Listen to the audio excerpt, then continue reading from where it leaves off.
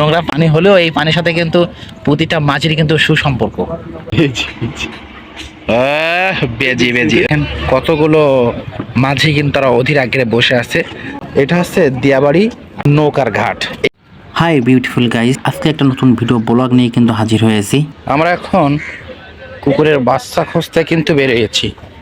আমাদের জোবায়ের ভাই কিন্তু পুষবে এর জন্য।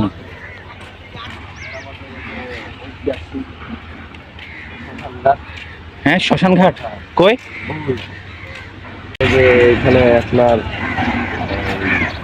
ছিল ওই যে শ্মশান ঘাট, মানে ওই কারেন্টে, এটা কি কারেন্টে পড়ায়? কারেন্ট না, ওই যে আছে না ওয়াকে ওয়াকে, হ্যাঁ হ্যাঁ ওই যে শ্মশান ঘাট বুঝলেন? হ্যাঁ বলেন।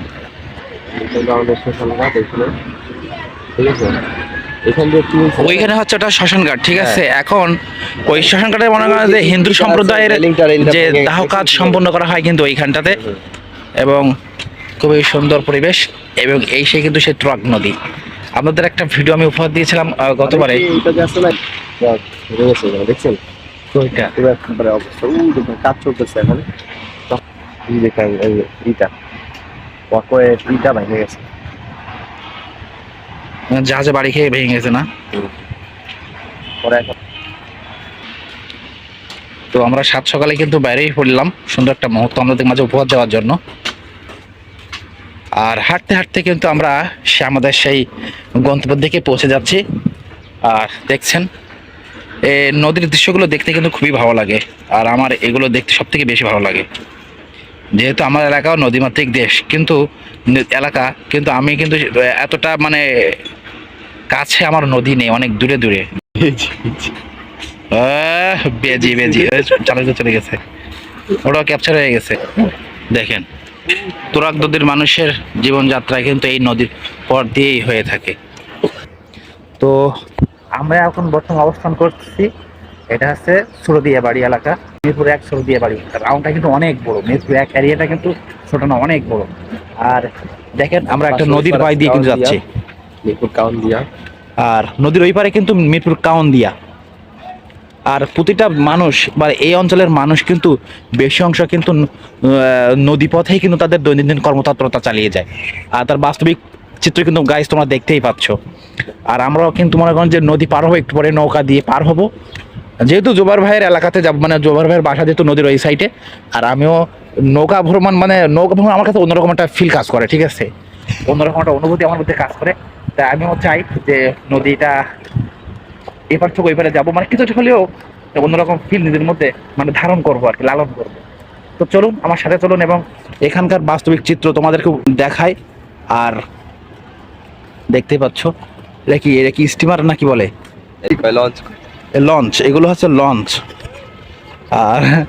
আর দেখতে পাচ্ছেন সবাই কিন্তু নদীর পথে কিন্তু যাতায়াত করতেছে এবং সেই দৃশ্য কিন্তু দেখতেই পাচ্ছেন। আর আমরা কিন্তু ওই সাইড দিয়ে ঘুরে আসছে এই কারণে, না না না পথ অনেক দূরের কারণ না, মূলত একটা কুকুরের বাচ্চা লালন পালন মানে পোষার জন্য নেবে, এই জন্য কিন্তু আমরা এই সাইডে একটু মানে ঘুরে ঘুরে দেখার জন্য আসছিলাম। আর সেই সাথে আমাদেরকে এই নদীপথের যে সকল শ্রেণীর মানুষ যে চলাচল করতেছে সেটাও কিন্তু তোমাদেরকে দেখালাম। দিয়াবাড়ি ঘাট, এটা হচ্ছে দিয়াবাড়ি নৌকার ঘাট।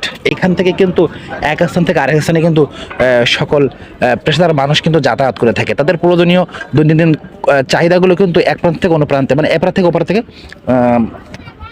পূরণ করে থাকে। তবে কোনো এক সময় যদি এখানে যদি দেখেন ঘাটের দৃশ্যপট, এই সাইড এই সাইডে বাজার কোন সাইডে? আমাদের ওই সাইডে না, ওই পারে বাজার, ওই পারে বাজার, এই আমাকে দেখবেন।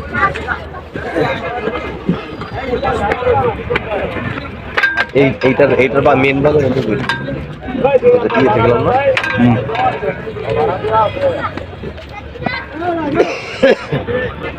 দেখেন কতগুলো মাঝি কিন্তু তারা অধীর আগ্রহে বসে আছে তাদের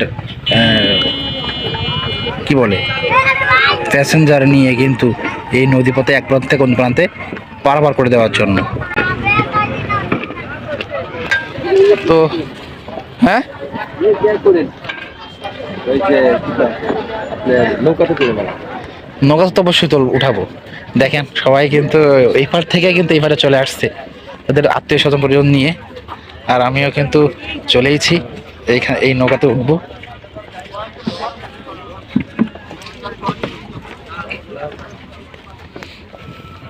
ও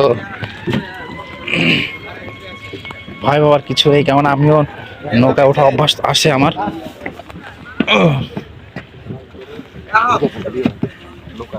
হ্যাঁ, আমরা হচ্ছে বাঙালি, করোনার সঙ্গে যদি যুদ্ধ করে পারি অবশ্যই ময়লা পানি আমাদের কাছে কোনো ব্যাপার না। তো কি বলে, ঠিক আছে উঠলাম,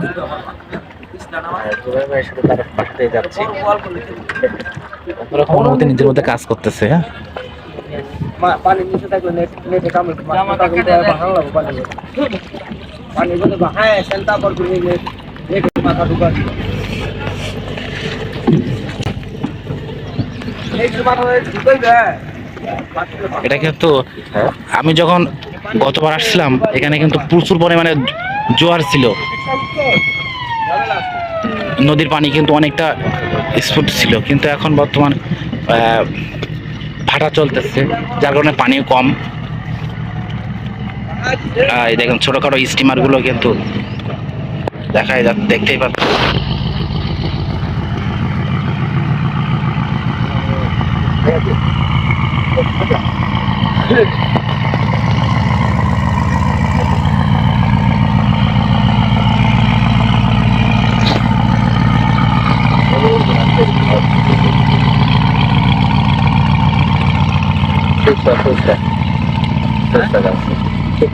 এগুলো আমার দেখেই লাভ নেই ভাই, এগুলো তো না।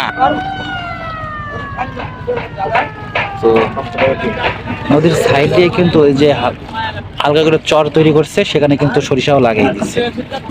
দেখেন একদম কল দেয়, আর খুবই সুন্দর পানি দেখতে পাচ্ছেন। নোংরা পানি হলেও এই পানির সাথে কিন্তু প্রতিটা মাছেরই কিন্তু সুসম্পর্ক। ঠিক। এই নদীতে মাছ হয় আমি নিশ্চিত না, কেননা পানির অবস্থা খুবই করুণ এবং দূষিত পানি। মাছ ভরা এই পানিতে মাছ হয় কেমন? একটু কমে গেছে আমাদের পানি, এই তো বিষাক্ত পানি, বিষাক্ত পানি তো মাছ ভালো যে আগে কিছুদিন আগে ছিল অনেক পানি। ও যখন পানি এখন যেহেতু ভাটিকা, এই জন্য কিন্তু মাছের প্রাদুর্ভাব দেখা যায় না। আর মাছ থাকলেও থাকতে পারে, সমস্যা নেই, কারণ যে এক একটা পরিবেশের সাথে মাছ বেড়ে ওঠে।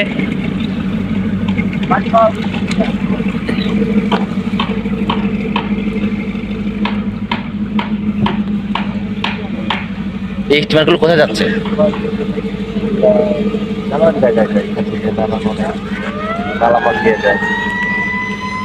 বালু ভরাটার কাজ। তো অবশেষে কিন্তু আমরা ঘাটে এসে পৌঁছলাম। চাচা হাসিটা সেই না। হ্যাঁ,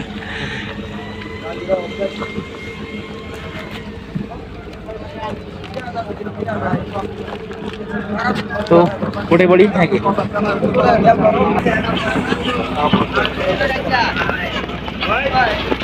নৌকাতে আসছি, তারপরে কিন্তু আমরা আমাদের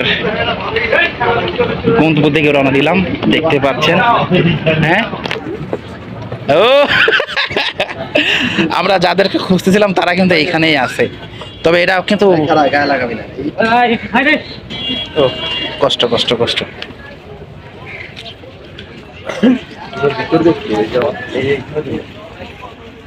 এরা কিন্তু শুয়ে আছে। হ্যাঁ,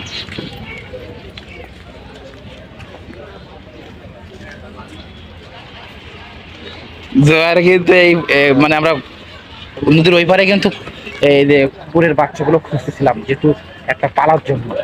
অবশেষে কিন্তু এখানে এক ঝাঁক আছে, দুইটা টিম কিন্তু শুয়ে আছে অলরেডি। খুব চাইলে কিন্তু এখান থেকে খুব সহজে একটা টিম নিয়ে নেবো। হ্যাঁ, একটা টিম বলতে গিয়ে একটা ফুল টিম তো আর পালা সম্ভব না।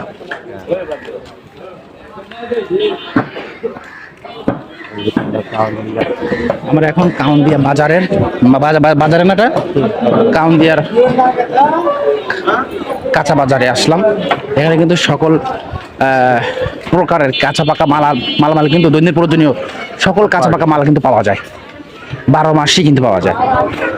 ঠিক আছে, দেখতে পাচ্ছেন। তো আমরা কিন্তু বাজারের ভেতরে না, বাজার মানে রোড সাইডে, এর জন্য কিন্তু ততটা জাঁকজমকপূর্ণ দৃশ্য কিন্তু তোমাদের দেখাচ্ছি না। সামনে আছে, আমরা যাচ্ছি। তো অবশেষে কিন্তু জুবাইর ভাইয়ের বাসায় এখানে চলে আসলাম। তো গাইস ভালো থাকুন, সুস্থ থাকুন, এই প্রত্যাশা আপনাদের এখানে বিদায় নিচ্ছি। টাটা, আল্লাহ হাফেজ।